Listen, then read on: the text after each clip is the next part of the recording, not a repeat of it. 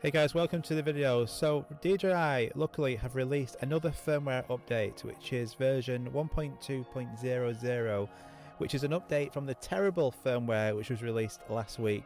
So this one hopes to improve the stability when in flight. It's also got zoom on photos now, and there's a few more options in 2.7K. But when we're flying now, as you can see, we've still got that drift. So the drone is still drifting to the left hand side. Now this has been a widely reported problem since the last firmware update, and I was hoping it would be rectified with this, but as you can see it isn't. By looking at the new compass icon, it's still drifting to the left hand side. So I was hoping that this would be rectified with this firmware update, but no, it's still there. So that's something unfortunate that needs to be addressed in the next firmware update, hopefully sooner rather than later, to get this resolved. So we're not using any ND filter today. This is direct flying into the sunlight. So this is what the picture looks like 4K, so it's still good. If you want to pick up some ND filters, it'll look a lot better, and the photos at the end will show you with an ND filter the difference. So the second problem on the last firmware was the battery drain. So we're keeping an eye on that. It's at 90% now, at just over 1,000 meters. It's really cold today. It's just over 1 degrees, so it's not ideal flying conditions again. So we're going to see if this battery drain problem has been fixed with this firmware update or not. The signal now starts to drop as well, which isn't very good at just over 1,000 meters, but I am relatively low at 35, so I'm going to increase that height, and then you'll notice that that signal, even though it is stuttering a little bit in this area, it does get better and it's continuing.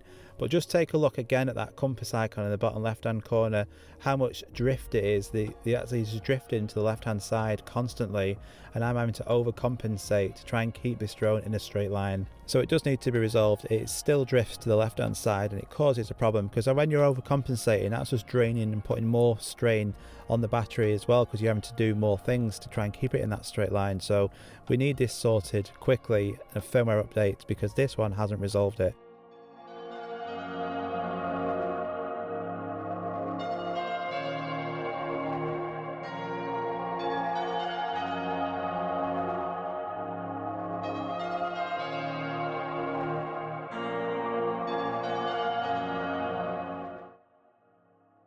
So the drone's still performing well. There's actually a radar tower in this area, so it's always poor for signal interference, but it's actually coping well.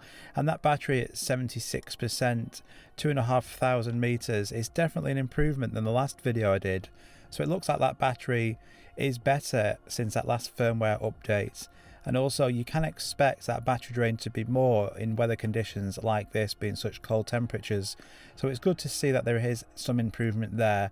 So it's at the moment, the improvement we do need is to sort out that drift that a lot of people are having, which you just mentioned about.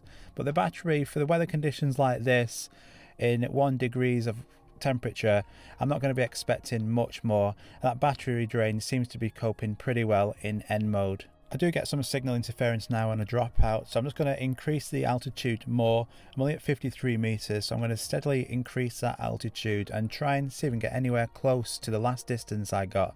The last distance was around about 4,500 meters, but the temperature was a lot more. It was around about 6-7 degrees, and today we're only at 1, so that battery drain is going to be more significant in weather conditions like this. So I do feel from between this and the last firmware update, there's definitely an improvement with the battery, so that's good to see. And I can't wait till the weather gets a little bit warmer, and then I can test it out again to see the max range you can get. But over 3,500 meters, the battery is doing really well at 66% now. We're still going strong, and at 90 meters in height, you've seen the signal has actually come to 2 and 3 bars.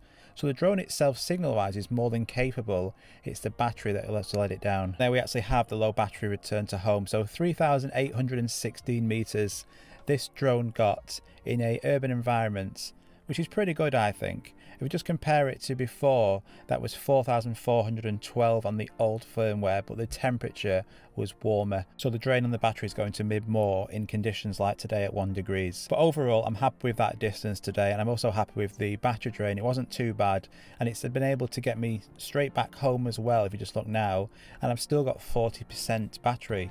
So what I'll do now is I'll just show you some of the new features that's included in this firmware. So one of the new features is you've now got 2x zoom in photo mode as well as video. I'm not sure why they didn't include this as standard, but it's actually come down nevertheless. So when you're actually taking a photo now, you'll see you've also got the 2x zoom, so you're able to punch in a little bit more to that, as you can see there. Again, it's a digital zoom, it's not optical, so it just basically crops in. It allows you to take a photo of a subject getting closer in without putting the drone at risk. So you'll see here, that's a zoomed picture, and now I zoom out to the actual 1x zoom. So you're able to punch in quite significantly. The quality does suffer a little bit. Would I use a lot?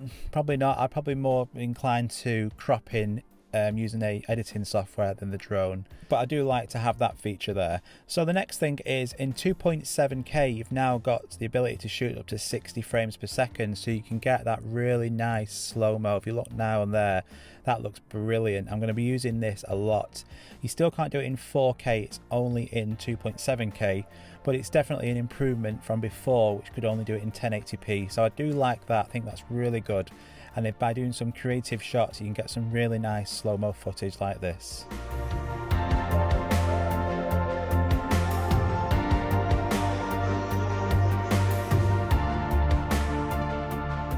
That's really nice, I like that. 2.7K, 60 frames per second, brilliant. Let's take a look at a few more photos now with an ND filter on using that 2x zoom.